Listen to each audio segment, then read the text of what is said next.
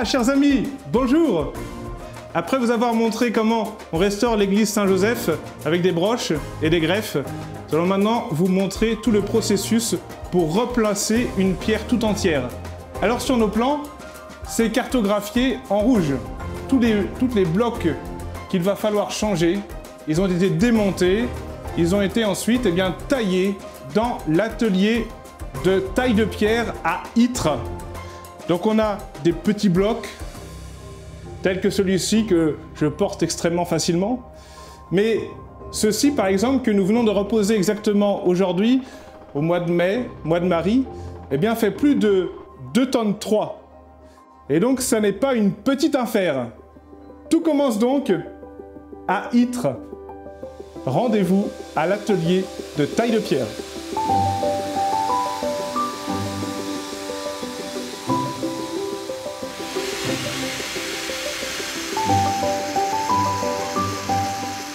Quand les blocs arrivent de la carrière, on les décharge du camion, on les stocke ici. On peut voir qu'il n'y en a plus beaucoup parce que le travail a déjà bien avancé.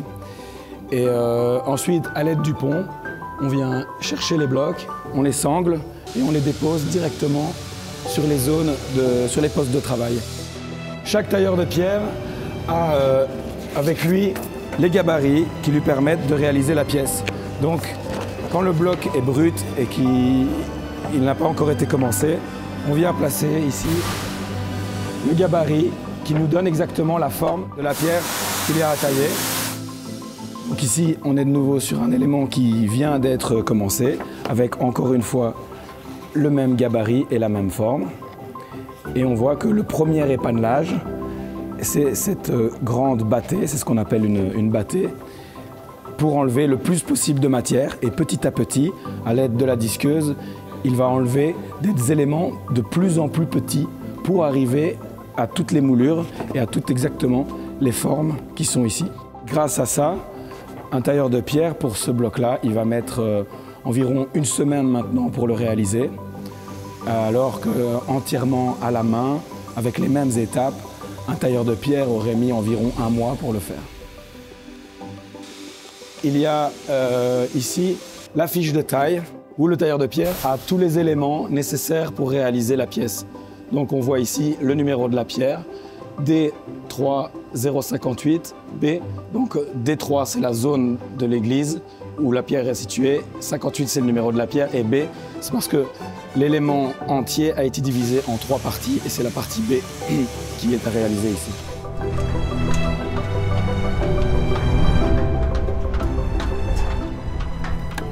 Et voilà, nous sommes au dernier palier. Et voilà Romuald, c'est la première pierre que nous avons reposée sur l'église qui va servir à recevoir un ange. Ici, avec la pose de la nouvelle pierre, on a pour la première fois réuni une synthèse du chantier. Voilà, donc la partie simplement purgée en l'état, où l'intervention s'est limitée à faire tomber l'instable sans intervention supplémentaire. La consolidation avec toutes les traces de brochage et bouchons et les parties les plus endommagées pour le support des statues qui, elles, sont refaites à neuf. Donc purge, consolidation et remise à neuf.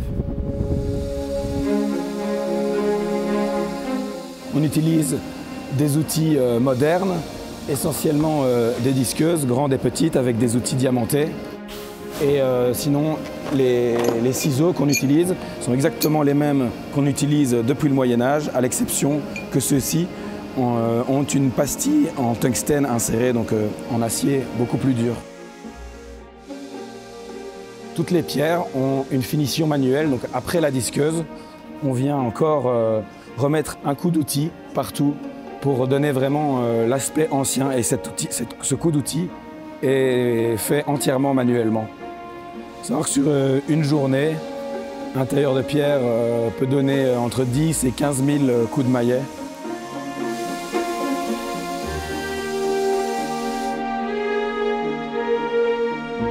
Et nous sommes en train de remonter les flèches des 2 tours. Et tout l'enjeu est de faire actuellement une bonne assise pour pouvoir remettre la structure métallique à l'intérieur pour faciliter la bonne tenue de l'ensemble de la flèche.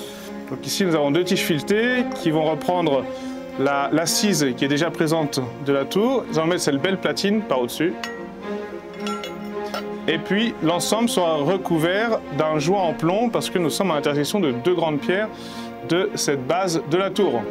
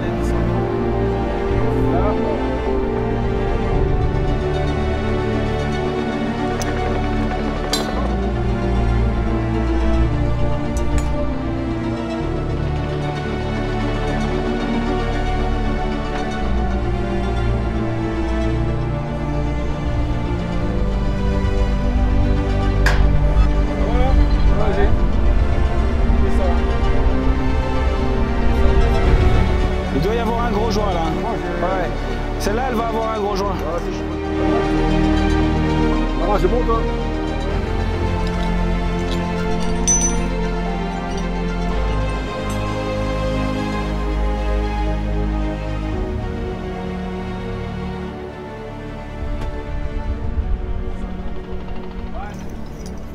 Oh là là là là là là. C'est parfait.